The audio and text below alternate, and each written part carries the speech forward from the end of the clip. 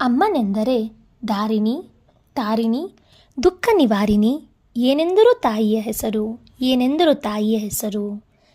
ರೇಡಿಯೋದಲ್ಲಿ ಈ ಹಾಡು ಕೇಳಿ ಬರುತ್ತಿತ್ತು. ಆ ದಿನ ತಾಯಂದಿರ ದಿನಾಚರಣೆಯನ್ನು ನೆನಪಿಗೆ ಬಂದಿತು. ಮನಸ್ಸಿಗೆ ಯಾಕೋ ಕಸಿವಿಸಿ ಎನಿಸಿತು. ಮನೆಯನ್ನು ಒಂದು ಸುತ್ತು ಹಾಕಿದೆ. ಯಾರೂ ಮನೆಯಲ್ಲಿರಲಿಲ್ಲ. ಹೆಂಡತಿ ಹೊರಗಡೆ ಹೋಗಿ ಬರುತ್ತೇನೆ ಎಂದು ಹೇಳಿ ಹೋಗಿದ್ದಳು. ಇನ್ನೂ 5 ವರ್ಷದ ನನ್ನ ಮಗ ದೀಪಕ್ ಹೊರಗಡೆ ಗೆಳೆಯರ ಜೊತೆ ಆಟ ಆಡುತ್ತಿದ್ದ. ಸುಮ್ಮನೆ ಒಳಗೆ ಬಂದು ಕುಳಿತೆ. ಹಾಗೆ ಹಳೆಯ ನೆನಪುಗಳು ತೇಲಿ ಬಂದವು. ಮನೆಯಲ್ಲಿ ಇದ್ದದ್ದು ನಾನು, ಅಪ್ಪ ಮತ್ತು ಅಮ್ಮ 3 ಜನರು ಮಾತ್ರ. ಅಪ್ಪ ಒಂದು ಚಿಕ್ಕ ಕಂಪನಿಯಲ್ಲಿ ಗುಮಾಸ್ತರಾಗಿ ಕೆಲಸ ಮಾಡುತ್ತಿದ್ದ. ಅಮ್ಮ ಮನೆಯಲ್ಲಿ ಇದ್ದು ಅಡುಗೆ ಮತ್ತು ಇನ್ನಿತರ ಮನೆ ಕೆಲಸವನ್ನು ಮಾತ್ರ ನೋಡಿಕೊಳ್ಳುತ್ತಿದ್ದಳು. ಅಪ್ಪ ನನ್ನ ಮತ್ತು ಅಮ್ಮನನ್ನು ತುಂಬ ಪ್ರೀತಿಯಿಂದ ನೋಡಿಕೊಳ್ಳುತ್ತಿದ್ದ. ಆನಂದ ಸಾಗರದಂತೆ ನಮ್ಮ ಸಂಸಾರ ನಗುವಿನ ಅಲೆಯಲ್ಲಿ ತೇಲುತ್ತಿತ್ತು. ನಾನು 7ನೇ ತರಗತಿ ಓದುತ್ತಿದ್ದೆ. ಅದು ನನ್ನ ಫಲಿತಾಂಶ ತಿಳಿಯುವ ದಿನವಾಗಿತ್ತು. ಹಾಗಾಗಿ ನಾನು ಶಾಲೆಗೆ ಹೋಗಿದ್ದೆ. ಎಂದಿನಂತೆ ಅಪ್ಪ ಕೆಲಸಕ್ಕೆ ಮತ್ತು ಅಮ್ಮ ಮನೆಯಲ್ಲಿ ಇದ್ದರು. ಆ ದಿನ ಮಧ್ಯಾಹ್ನ ನಮ್ಮ ಪಕ್ಕದ ಮನೆಯ ವಿಶಾಲ ಅಣ್ಣ ನಮ್ಮ ಶಾಲೆಗೆ ಬಂದವನೇ, ಲೋ ಗಿರೀಶ, ನಿಮ್ಮಮ್ಮ ನಿನ್ನನ್ನು ಕರೆದುಕೊಂಡು ಬಾ ಎಂದು ಹೇಳಿದ್ದಾರೆ, ಬೇಗನೆ ಬಾ ಎಂದು ಹೇಳಿದಾಗ ನಾನು, ಯಾಕೆ ವಿಶಾಲಣ್ಣ, ಏನಾಯಿತು ಎಂದಾಗ ವಿಶಾಲ, ಗಿರಿ, ನಿಮ್ಮಪ್ಪ ಈ ದಿನ ಮಧ್ಯಾಹ್ನ ಹೃದಯಾಘಾತವಾಗಿ ತೀರ್ ಹೋದ್ರು ಎಂದನು. ಅಪ್ಪ ಎಂದವನೇ ಭೂಮಿಯ ಮೇಲೆ ಕುಸಿದವನು. ಮತ್ತೆ ಮೇಲೆದ್ದುದು ಅಪ್ಪನ ಮಣ್ಣು ಮುಗಿದ ಮೇಲೆ. ಅಮ್ಮ ಮುಂದೆ ಏನು ಎಂಬಂತೆ ಗೋಡೆಗೆ ಒರಗಿ ಕುಳಿತಿದ್ದಳು.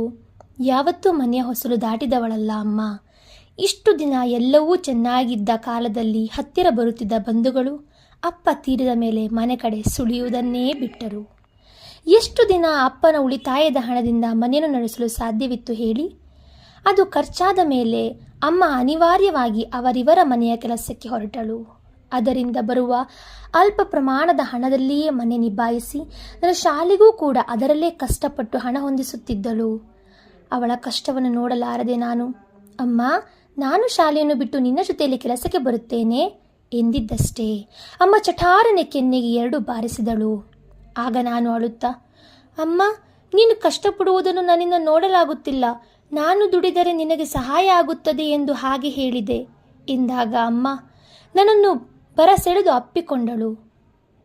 ಕಿರಿ, ಈ ಕಷ್ಟಗಳೆಲ್ಲ ನನಗೆ ಕೊನೆಯಾಗಲಿ. ನಿನ್ನ ತಂದೆ ಇದ್ದಾಗ ನಿನ್ನನ್ನು ಹೇಗೆ ಓದಿಸಿ ಒಬ್ಬ ಅಧಿಕಾರಿಯಾಗಿ ಮಾಡಬೇಕು ಎಂದು ಆಸೆಪಟ್ಟಿದ್ದರೋ ಅದನ್ನು ನಾನು ಈಡೇರಿಸುತ್ತೇನೆ. ಅದು ಎಷ್ಟೇ ಕಷ್ಟವಾದರೂ ಸರಿ, ನಿನ್ನ ತಂದೆಯ ಕನಸನ್ನು ನಾನು ನನಸು ಮಾಡುತ್ತೇನೆ ಎಂದಳು. ಮನೆಯ ಕೆಲಸಗಳನ್ನು ಮುಗಿದ ಮೇಲೆ ತಡರಾತ್ರಿಯವರೆಗೂ ಬೀಡಿ ಕಟ್ಟುತ್ತಿದ್ದಳು. ಬಿಡಿ ಹೂ ತಂದು ಮಾಲೆ ಕಟ್ಟಿ ಅದನ್ನು ಮಾರುತ್ತಿದ್ದಳು. 1 ನಿಮಿಷ ಕೂಡ ದಣಿವಿರದ ಜೀವನ ಅವಳದ್ದಾಗಿತ್ತು. ನಾನು ಕೂಡ ಶಾಲೆ ಮುಗಿಸಿ ಕಾಲೇಜು ಸೇರಿಕೊಂಡೆ. ಓದಿನಲ್ಲಿ ಮುಂದೆ ಇದ್ದ ಕಾರಣ ಸ್ಕಾಲರ್ಶಿಪ್ ಕೂಡ ದೊರೆಯುತ್ತಿತ್ತು. ಹಾಗೂ ಹೀಗೂ ನನ್ನ ಓದು ಮುಗಿಯಿತು. ಓದಿಗೆ ತಕ್ಕಂತೆ ಸರ್ಕಾರಿ ಕೆಲಸ ಕೂಡ ದೊರೆಯಿತು.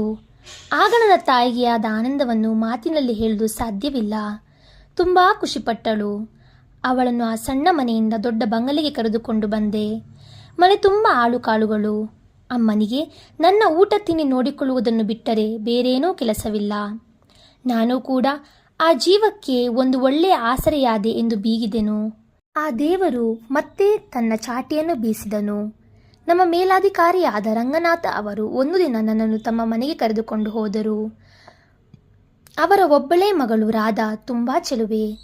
ಅವರು ನನ್ನ ಬಳಿ ನನ್ನ ಮತ್ತು ರಾಧಾಳ ಮದುವೆಯ ವಿಚಾರವನ್ನು ಪ್ರಸ್ತಾಪ ಮಾಡಿದರು. ಆಗ ನಾನು ನನ್ನ ತಾಯಿಯನ್ನು ಕೇಳಿ ತಿಳಿಸುವುದಾಗಿ ಹೇಳಿ ಹೊರ ನಡೆದೆನು. ಅಮ್ಮನ ಹತ್ತಿರ ಈ ವಿಚಾರ ಹೇಳಿದಾಗ, ಸಿರಿವಂತರ ಮನೆಯ ಹೆಣ್ಣು ತರುವುದಕ್ಕಿಂತ ಬಡವರ ಮನೆಯ ಹೆಣ್ಣು ತರುವುದು ಉತ್ತಮ ಎಂದರು. ಆದರೆ ರಾಧಾಳ ಆ ಚೆಲುವು ನನ್ನನ್ನು ಸೆಳೆದಾಗ ಅವಳು ತಾನೇ ಏನು ಮಾಡಿಯಾಳು. ಅಮ್ಮ ಕೊನೆಗೂ ನಮ್ಮ ಮದುವೆಗೆ ಒಪ್ಪಿಕೊಂಡರು. ಮದುವೆ ಅದ್ಧೂರಿಯಾಗಿ ನಡೆಯಿತು. ಅಮ್ಮ ಆ ದಿನ ತುಂಬ ಖುಷಿಯಲ್ಲಿದ್ದರು. ಬಹುಶಃ ಅದೇ ಅವರ ಖುಷಿಯ ಕೊನೆಯ ದಿನವಾಗಿತ್ತು ಅನಿಸ್ತದೆ. ರಾಧಾ ಈ ಮನೆಯ ಸೊಸೆಯಾಗಿ ಮನೆ ತುಂಬಿದಳು.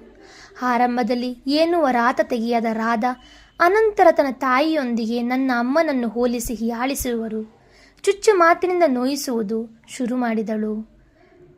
ಒಣ ಡಾಂಬಾಚಾರ, ಆಡಂಬರದ ಅರಿವಿರದ ಅಮ್ಮ ಅವಳಿಗೆ ತೃಣ ಸಮಾನವಾಗಿ ಕಂಡಳು.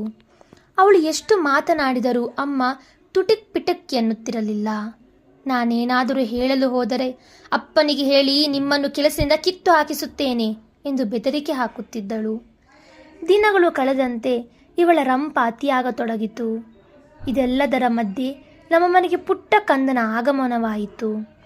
ಆಗಲಂತೂ ಅಮ್ಮ ಹಿಗ್ಗಿ ಹೀರೆಕಾಯಿ ಆದರೂ ಮೊಮ್ಮಗನ ಜೊತೆಗಿನ ಆಟ ಪಾಠ ನೆನೆದು ಖುಷಿ ಪಡುತ್ತಿದ್ದರು. ಆದರೆ ರಾಧಾ ಮಗುವನ್ನು ಅಮ್ಮನ ಕೈ ಕೊಡುತ್ತಿರಲಿಲ್ಲ. ಇದರಿಂದ ಅಮ್ಮ ನೊಂದುಕೊಳ್ಳುತ್ತಿದ್ದರು. ದೂರದಿಂದಲೇ ಮೊಮ್ಮಗನ ಆಟ ನೋಡಿ ಖುಷಿ ಪಡುತ್ತಿದ್ದರು. ಎಷ್ಟು ದಿನ ಅಂತ ಅಮ್ಮ ಅವಳ ಮಾತನ್ನು ಸಹಿಸಿಯಾರು. ಒಂದು ದಿನ ಇವರು ಎದುರುತ್ತರ ನೀಡಿದಾಗ ರಾಧಾ ಅಮ್ಮನನ್ನು ಹೆದರಿಸಿ ಸಾಯೋ ಬೆದರಿಕೆ ಕೂಡ ಹಾಕಿದಾಗ, ನಾನು ಅಮ್ಮನನ್ನು ಎಲ್ಲಿಯಾದರೂ ಮನೆ ಮಾಡಿ ಇಡುವ ವಿಚಾರ ಮಾಡಿದಾಗ ಅದು ಬೇಡ, ತೊಂದರೆ ಎನಿಸಿ ಮಾವನ ಸಲಹೆಯಂತೆ ಒಂದು ಹೈಟೆಕ್ ವೃದ್ಧಾಶ್ರಮದಲ್ಲಿ ಇಡಲು ನಿರ್ಧರಿಸಿದನು. ಆ ಹೆತ್ತ ಕರುಳು ಎಷ್ಟು ನೊಂದಿತು ಎಂಬುದನ್ನು ಯೋಚನೆ ಮಾಡದೆ ನಾನು ಅಮ್ಮನನ್ನು ಅಲ್ಲಿಗೆ ಬಿಟ್ಟು ಬಂದೆ. ನನ್ನ ಮಗ ಅಜ್ಜಿ ಬೇಕು ಎಂದು ದಿನವೂ ರಚ್ಚಿ ಹಿಡಿಯುತ್ತಿದ್ದನು.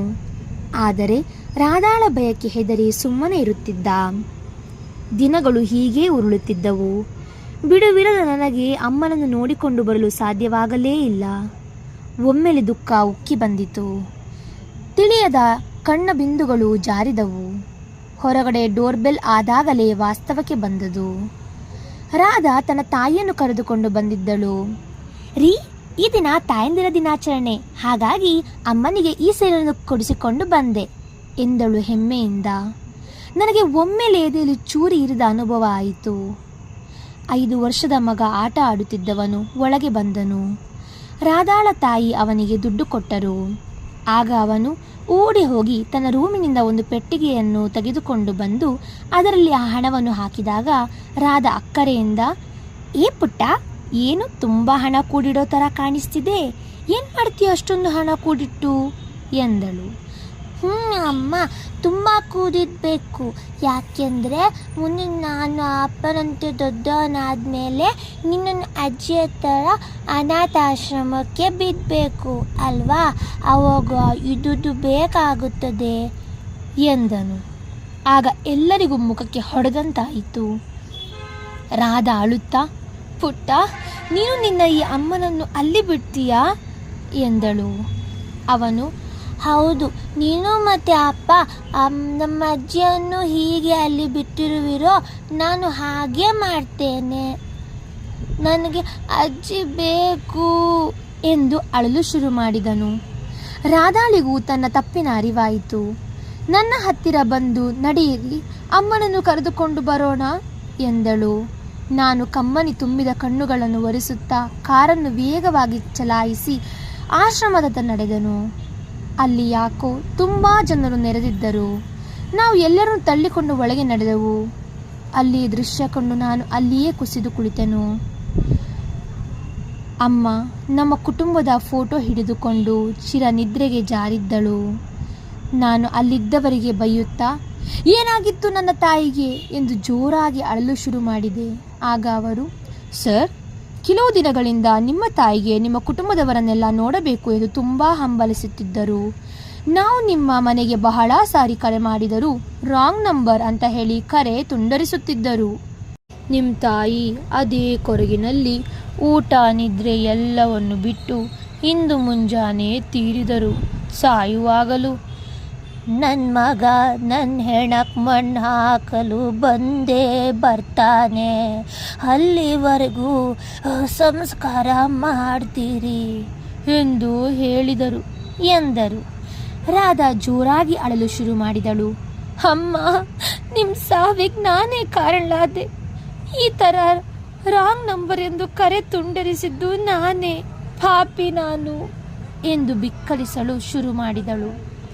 ಅಮ್ಮನ ಕಾಲ ಮೇಲೆ ಬಿದ್ದು ಜೋರಾಗಿ ಅತ್ತ ನಾನು ಮತ್ತೆ ಮೇಲೇಳಲೇ ಇಲ್ಲ. ನನ್ನ ಹೆಂಡತಿ ನೋವನ್ನು ಸಹಿಸಲಾರದೆ ಹುಚ್ಚಿಯಾದಳು. ಇನ್ನು ಏನೂ ಅರಿಯದ ನನ್ನ ಪುಟ್ಟ ಕಂದ ಅನಾಥನಾದನು. ಆ ದಿನ ನಾನು ಸ್ವಲ್ಪ ಧೈರ್ಯದಿಂದ ಹೆಂಡತಿಗೆ ಹೇಳಿದ್ದರೆ ಇಂದು ನಮ್ಮದು ಸುಖಿ ಕುಟುಂಬ ಆಗಿರುತ್ತಿತ್ತು. ಅರಿತೋ ಅರಿಯದೆ ಆದ ತಪ್ಪಿಗೆ 3 ಜೀವಗಳು ಬಲಿಯಾದವು. ತಪ್ಪು ನಡೆದ ಮೇಲೆ ಕೊರಗುವುದಕ್ಕಿಂತ ಆಗದ ಹಾಗೆ ನಡೆದುಕೊಳ್ಳುವುದು ಲೇಸು. ಈ ಜಗತ್ತಿನಲ್ಲಿ ಬೆಲೆ ಬಾಳುವ ಅತ್ಯಮೂಲ್ಯ ಆಸ್ತಿ ಅಂದರೆ ಅದು ತಾಯಿ ಮಾತ್ರ. ದಯವಿಟ್ಟು ಎಲ್ಲರೂ ತಾಯಿಯನ್ನು ಗೌರವಿಸಿ, ಪ್ರೀತಿಸಿ. ಜೀವವನ್ನೇ ತೆಗೆದು ಸಾಕಿದ ದೇವರು ಅವಳು. ಕೊನೆಗಾಲದಲ್ಲಿ ಚೆನ್ನಾಗಿ ನೋಡಿಕೊಳ್ಳಿ. Thank you. ಇನ್ನೂ ಹೆಚ್ಚಿನ ಕಥೆಗಳಿಗಾಗಿ ನನ್ನ ಚಾನಲನ್ನು ಸಬ್ಸ್ಕ್ರೈಬ್ ಮಾಡೋದನ್ನು ಮರಿಬೇಡಿ.